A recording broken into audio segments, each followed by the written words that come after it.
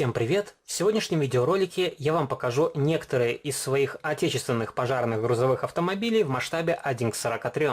И мы рассмотрим изделия от следующих брендов: Автоистория и Start Scale Models. Также покажу вам одну модель, выходившую в серии «Наши грузовики». Начнем мы с самой примитивной масштабной копии. Это машина газоводяного тушения на базе МАЗ-200, и этот грузовик я выиграл на одном мероприятии. Так бы не стал покупать эту модель в свою коллекцию, потому что, на мой взгляд, этот грузовик совершенно не стоит заявленных денег.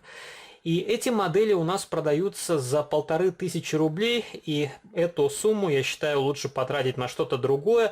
Но если вы все же захотели в коллекцию похожий грузовик, смотрите в сторону набора для самостоятельной сборки AVD Models. Там более детализированная и правильная надстройка, и также оборудование на надстройке там сделано более ажурно. И что касается данной масштабной копии, то она мне напоминает продукцию старого Иликона. Тоже надстройка из пластика, окрашенного в массе. Тут металлическая кабина, более-менее аккуратная покраска, хотя тоже очень много замечаний. И кабина раннего типа с дверными ручками и поручнями, отлитыми единым целым. Если вы посмотрите вовнутрь кабины, то тут плашка из пластика, окрашенного в массе, отсутствуют дверные карты, и, конечно, можно сделать доработку, раскрасить сиденье, но стоит ли покупать относительно недешевую модель, чтобы потом ее еще дорабатывать? И повторюсь, в этом плане лучше взять набор для самостоятельной сборки.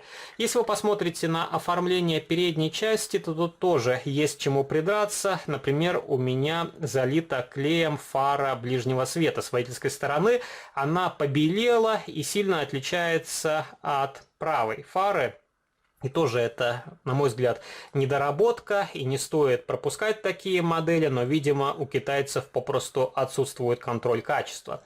И еще одно наблюдение я заметил: у этой модели отсутствует радиатор охлаждения, хотя на решетке сквозные отверстия. То ли его не поставили на моей модели, то ли это повсеместно так. И если у вас в коллекции есть похожий грузовик, напишите, стоит ли у него радиатор охлаждения, или тут тоже унифицировали и упростили масштабную копию. Вместо номерного знака тут табличка с надписью МАЗ. Очень примитивно изготовлена рама, по большому счету это одна деталь, и тут единым целым отлита часть двигателя, коробка передач, выхлопная труба, передняя балка. И опять же, тут по большому счету нужно все это удалять, изготавливать самостоятельно заново, но, повторюсь, стоит ли игра свеч. И вот так выглядит надстройка снизу, присутствует запасное колесо. И кронштейны на надстройке, я думаю, на настоящем грузовике выглядели немножко иначе. Тут просто два столбика, которые вкручены в раму. И вот так выглядит задняя часть. Тут красной краской нарисовали фонари, но выглядят они тоже очень просто. И давайте для сравнения вам покажу старую модель пожарного КАМАЗа от Иликон. И несмотря на то, что это тоже очень примитивная масштабная копия, на мой взгляд, она выглядит намного лучше, чем предыдущий МАЗ. И тут, во всяком случае, рабочая подвеска. Колесики пружинят. И на этот КАМАЗ я поставил покрышки из АВД дополнения. И покрышки сейчас уже вроде сняты с производства, но я думаю, Костроме стоило бы выпустить еще такие наборы, потому что на эту резину вполне хороший спрос. И покажу вам следующий грузовик от ССМ на базе ЗИЛ-157. Тоже не самая удачная масштабная копия с пластиковой рамой. Тут я срезал зеркала заднего вида, потому что, во-первых, они смотрелись очень грубо. И второе, одно зеркальце у меня попросту сломалось, потому что упаковка тоже не очень продумана. И также интересный момент, то что когда я стал смывать краску с зеркал заднего вида, под красным цветом они оказались зелеными. То ли изначально кабину покрасили в зеленый цвет, потом перекрасили в красный, то ли это были какие-то запчасти, но вот такое качество сборки.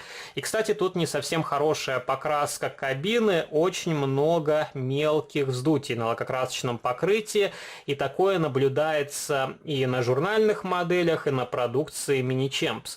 Тоже сложно сказать, с чем это связано, или краска как-то реагирует с металлом, потому что корпуса не грунтуются, или что-то другое. Но тут, во всяком случае, окрасили надстройку, хотя она тоже не функциональна. Тут есть подъемное устройство, но оно наглухо вклеено. И вот так выглядит нижняя часть данного грузовика. Спасибо на том, что окрасили выхлопную трубу серебристой краской и намотали лебедку, обычная ниточка, но она тоже придает модели более реалистичный вид. Следующий грузовик — это всем известный ЗИЛ-130 от Автоистории. И у меня похожий грузовик также есть от ССМ, только не смог найти, в какую коробку положил ту масштабную копию. И есть пару моделей из набора для самостоятельной сборки, AVD Models, я их тоже вам показывал на основном канале. И у этого грузовика очень необычный розовато-красный цвет. Возможно, на камеру вы не увидите всю прелесть этого грузовика, но цвет совершенно нетипичен для отечественной пожарной техники. И тут я поставил доработанные покрышки. Одно время на этой модели у меня стояла харьковская резина, но потом ее переставил на другую модель, а сюда поставил покрышки из пакетика АВД дополнения.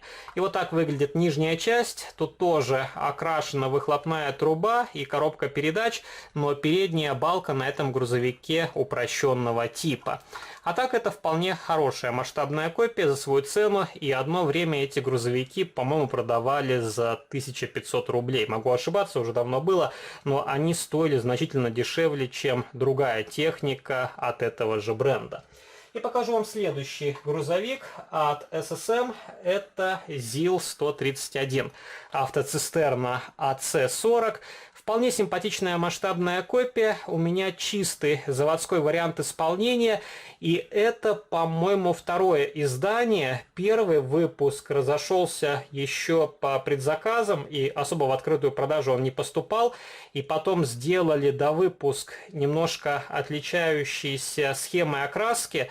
И на первых грузовиках, по-моему, были черные колесные диски с белым кантиком. Тут они уже красного цвета. И у меня в комментариях писали, почему я не беру модели с логотипами. Преимущество чистых вариантов в том, что вы можете сюда наклеить абсолютно любую декаль. И у этого грузовика окрашена плашка салона, сиденья выделены коричневым цветом, панель приборов зеленая. И, конечно, сюда просятся решеточки из фототравления, но пластиковые детали тоже выглядят вполне нормально, поэтому не стал делать каких-либо доработок. И также с этой моделью в пакетике поставляется еще один инструмент, который крепится, по-моему, на выдвижные лестницы, если мне не изменяет память. Вот такой грузовик. Также такой грузовик у меня есть от Эликона и в виде набора для самостоятельной сборки. Набор показывал, эликоновскую модель тоже показывал давно, и даже, по-моему, делал сравнительный видеоролик, где мы рассматривали это китайское изделие и старый отечественный грузовик. Покажу вам следующую масштабную копию. Это пожарная машина на базе Урала. Тут тоже не совсем характерный цвет для пожарной техники, и тут больше алый оттенок, нежели темно-красный, хотя эта модель смотрится лучше, чем ЗИЛ-130, который я вам показал чуть ранее. И эта модель вполне хорошая в плане проработки, хотя тут тоже есть не совсем соответствующие настоящему прототипу элементы. И главная проблема — это, по-моему, была немножко короткая кабина. И на настоящем грузовике задняя часть должна быть чуть длиннее, если мне не изменяет память. Напишите в комментариях точнее, кто знает насчет настоящего грузовика. И также тут черный передний бампер. На настоящих грузовиках он должен быть белого цвета. Но это вполне хорошая модель за свою цену. И, по-моему, в продаже таких грузовиков уже особо не попадается. Во всяком случае, в модельных магазинах на вторичном рынке вы можете найти все, что угодно. И покажу вам последний грузовик. Это самый мой любимый пожарный автомобиль ЗИЛ-133ГЯ. И у нас такие машины ездили довольно продолжительное время. Конечно, сейчас их уже не сохранилось. Тоже вполне хорошая масштабная копия. На мой взгляд, тут самый приближенный цвет к настоящему автомобилю. Это чистый вариант, без каких-либо логотипов. И тут также с моделью, по-моему, должны были поставляться номерные знаки, но я не вижу пакетика снизу. Возможно, их и не было. И на этой модели я поставил покрышки от Maestro Models, и у этого грузовика пластиковая рама. Конечно, хотелось бы видеть металлическую раму на этих масштабных копиях, потому что, когда вы берете в руки такую массивную модель, она попросту ничего не весит. Но, тем не менее, тут вполне хорошая детализация надстройки.